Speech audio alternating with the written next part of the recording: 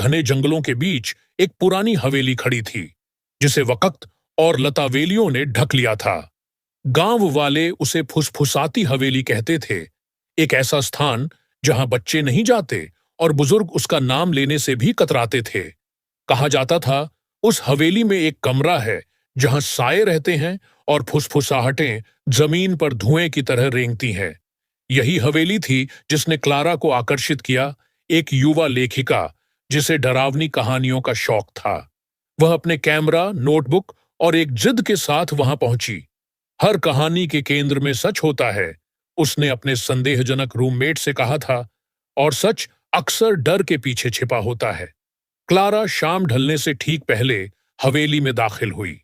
अंदर की हवा सिर्फ नमी से नहीं, किसी और भारी चीज से भरी थी, जैसे खुद हवेली कुछ छुपा रही हो। लकड़ी के फर्श चरमराए, जैसे किसी पुराने जख्म की टीस।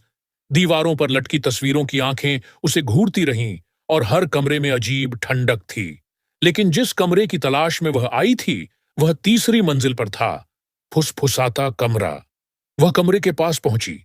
दरवाजा बाकी कमरों से गहरा और स्याह था, जैसे सायों ने इसे पी लिया हो। उसने कांपते हाथों से पीतल का हैंडल घुमाया।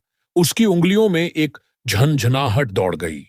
कमरे में एक ऊंची कुर्सी थी, जो खिड़की की ओर मुड़ी हुई थी, और एक दीवार से टिका हुआ टेढ़ा सा आईना।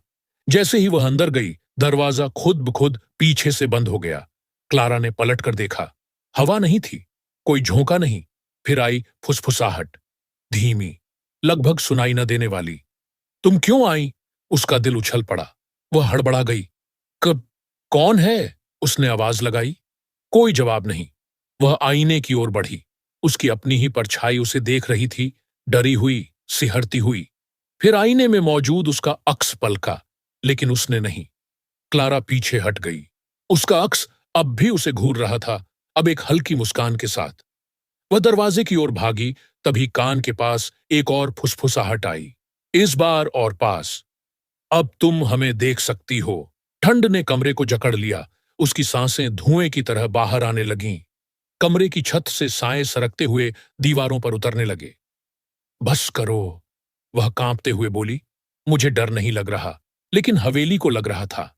वह महसूस कर सकती थी, जैसे खुद मकान ही डरा हुआ हो। खिड़की से उसने बाहर देखा तो पेड़ और आकाश जैसे स्थिर हो गए थे। सूरज गायब हो गया था। अचानक आईना फट गया। क्लारा चीख पड़ी और जमीन पर गिर पड़ी। जब उसने ऊपर देखा तो दरवाजे पर एक लड़की खड़ी थी, पीली, पुराने जमाने की ड्रेस में। उसकी आंखें काली और खाली थीं। तुम्हें यहां नहीं आना चाहिए था, लड़की ने कहा। मैं सिर्फ तुम्हारी कहानी जानना चाहती थी, क्लारा बोली। कहानी? लड़की की आवाज गूंजने लगी, जैसे एक साथ कई आवाजें बोल रही हों। तो सुनो। कमरे की दीवारें धड़कने लगीं, जैसे कोई दिल हो।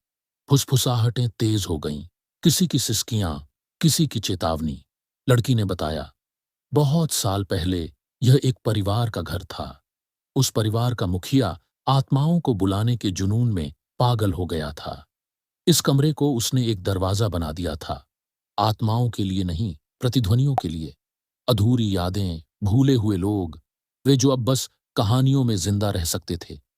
हम दोबारा जीना चाहते हैं, लड़की बोली, लेकिन केवल तब जब कोई हमें याद रखे, जब कोई हमें कहे, लिखे, सुनाए।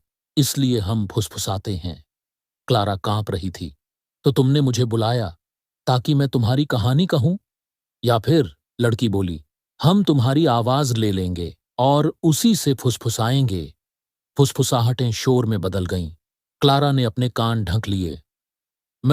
मैं तुम्हारी कहानी लिखूंगी, उसने चिल्लाकर कहा। तुरंत सब शांत हो गया। लड़की ने मुस्कुराकर सिर हिलाया और दरवाजा खुल गया। क्लारा दौड़ पड़ी, हवेली से निकल गई, बिना पीछे देखे। कुछ हफ्तों बाद उसकी कहानी छपी, मशहूर हुई। सबने पढ़ी, सुनी, अपनाई। पर क्लारा ने कभी दोबारा कुछ नहीं लिखा। अब वह चुप रहती है। उसकी आवाज जैसे कहीं खो गई है। और कभी-कभी जब बिल्कुल सन्नाटा होता है, लोग कहते हैं, उसके आसपास कोई फुसफुसाता है। और अगर आप ध्यान से उसकी कहानी पढ़ें, तो शायद आप भी उन्हें सुन सकें।